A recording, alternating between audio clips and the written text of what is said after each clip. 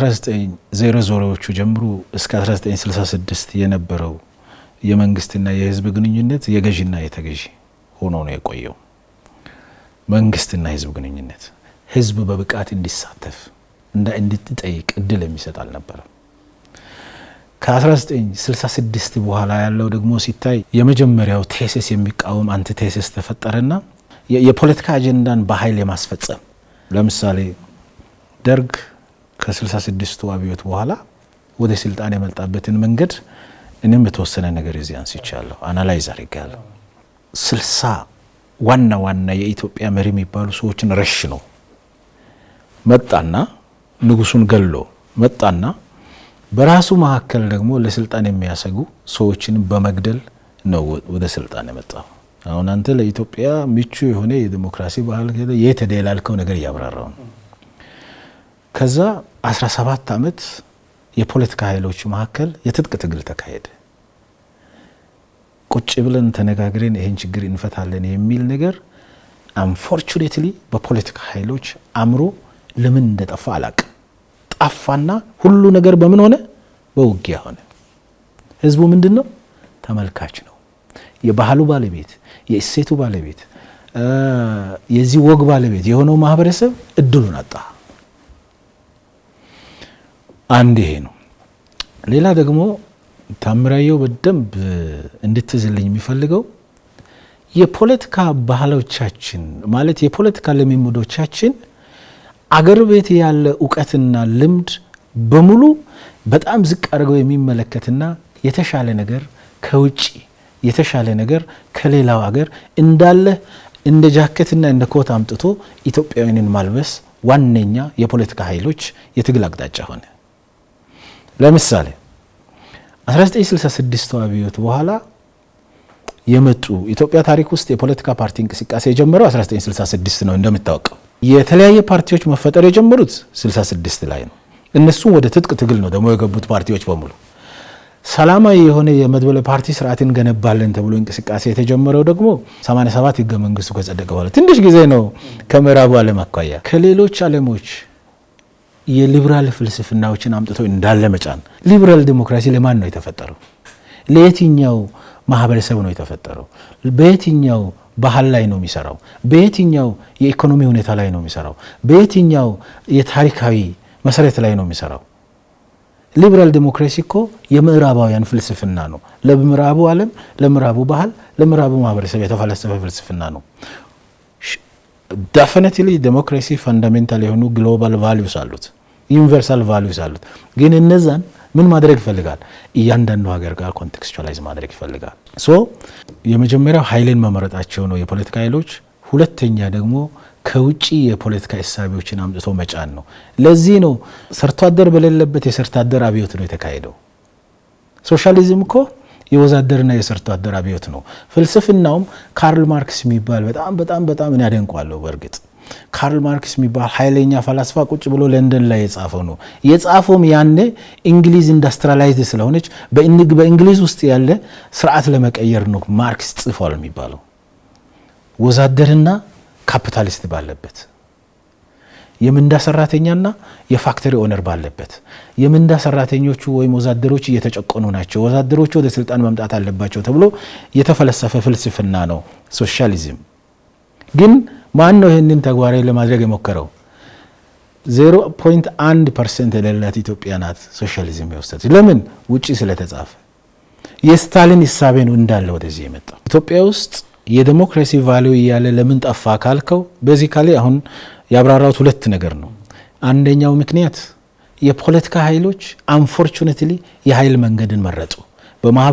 ከማህበረሰቡ እንዳልወጡ በማህበረሰቡ ውስጥ ያሉ እሴቶችን ይዘው ቁጭ ብሎ እንደመነጋገር የኃይል መንገድን መረጡ እና የጥላቻና የመጠፋፋት መንገድን መረጡ። ሁለተኛ ፖለቲካ ፍልስፍና ከውጪ አምጥተው ኢትዮጵያ ላይ ጫኑ። ኢትዮጵያ በዚህ ምክንያት ስትሰቃይ ቆየች።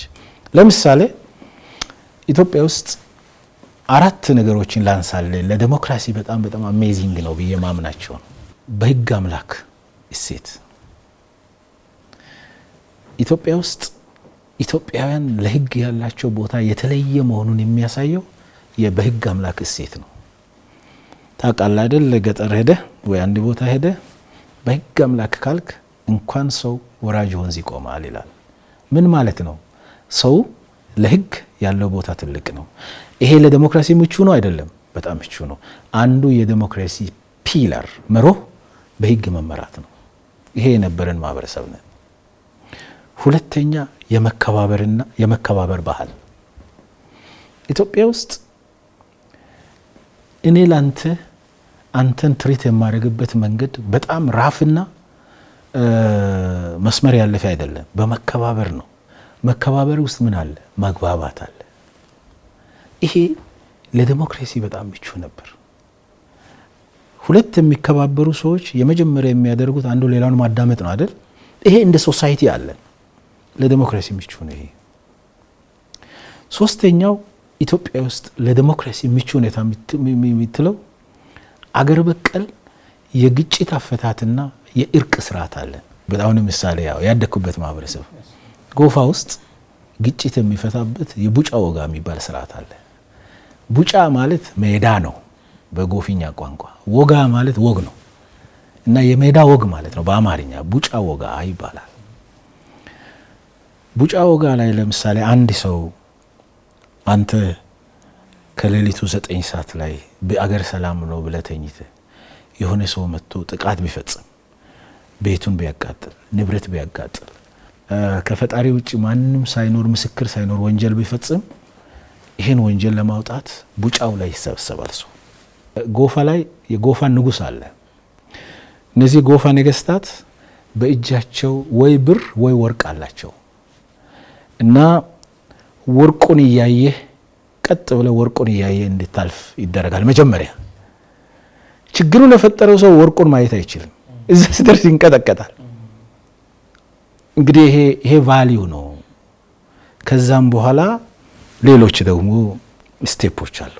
ይሄ ሲሄድ አይ እኔ ነኝ የፈጸምኩት ይላል።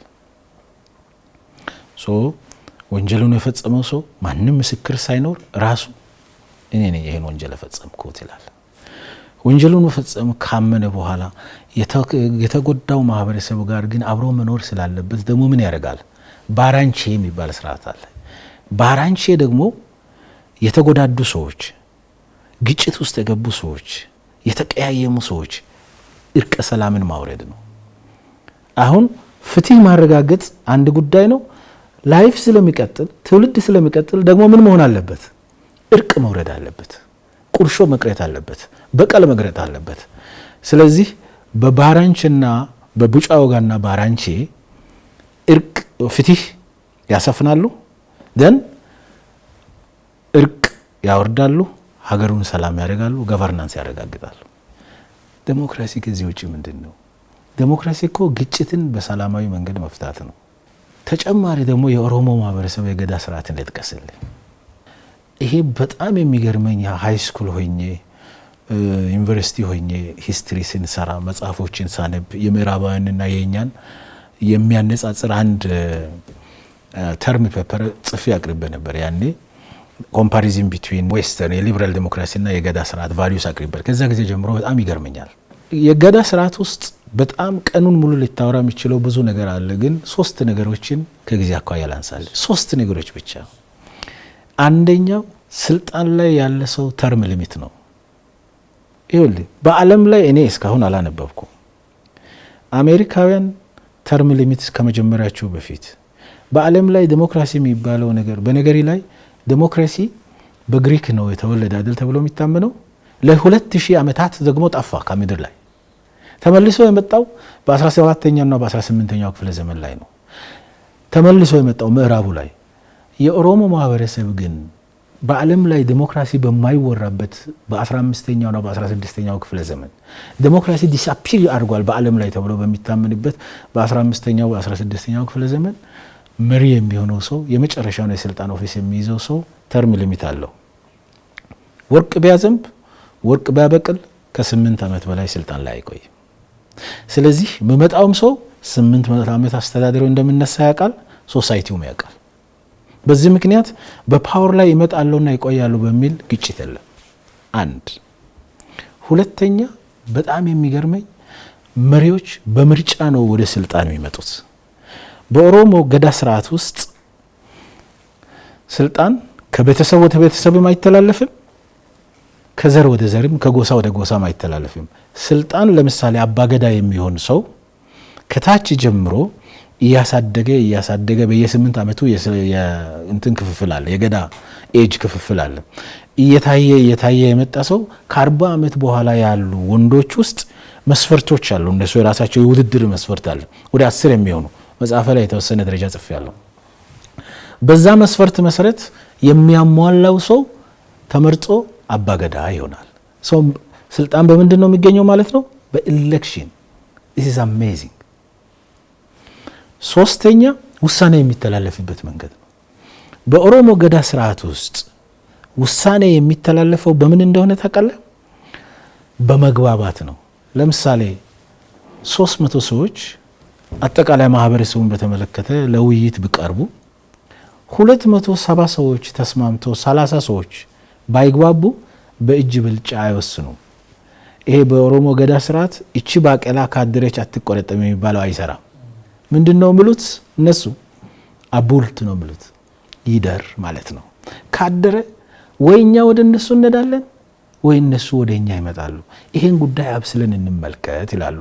በዚህ ምክንያት አንድ ውሳኔ ይሄን ሁሉ ስቴፕ አልፎ ከተወሰነ በውሳኔ ምክንያት ግጭት አይኖርም፣ በውሳኔ ምክንያት ግሪቫንስ አይኖርም። መግባባት፣ አሁን ኢትዮጵያ መግባባት ዲሞክራሲ ነው የምትለው። ለዛ የሚሆን እኔ ሶስቱን ፋንዳሜንታል ኤሌመንትስ ዛሬ ላይ ወስደ ብትመለከት ዓለም ላይ ዛሬ ላይ ያለው የዲሞክራሲ ቫልዩ በሙሉ በእነዚህ ዙሪያ የሚሽከረከር ነው። በእነዚህ ዙሪያ ላይ የሚሽከረከር እነዚህን ወስደን በዓለም አቀፍ ደረጃ ደግሞ የዲሞክራሲ ቫልዩስ የሚባሉት አሉ ዋና ዋናዎቹ። እነዚህ ጋር አጣጥመህ ኢትዮጵያዊ ቀለም አኑረህ ህገ መንግስት ውስጥ ቢታካትት የፖለቲካ ፓርቲዎች የውድድር ፍልስፍና የንግግር ፍልስፍና አቅጣጫ ቢታረክ it would have been different። ነገሩ በሙሉ ሊቀየር ይችል ነበር። ነገር ግን unfortunately የተዛባ አቅጣጫ በመሄዳችን ምክንያት ያለንን አተን እንደሌለን ሆነናል።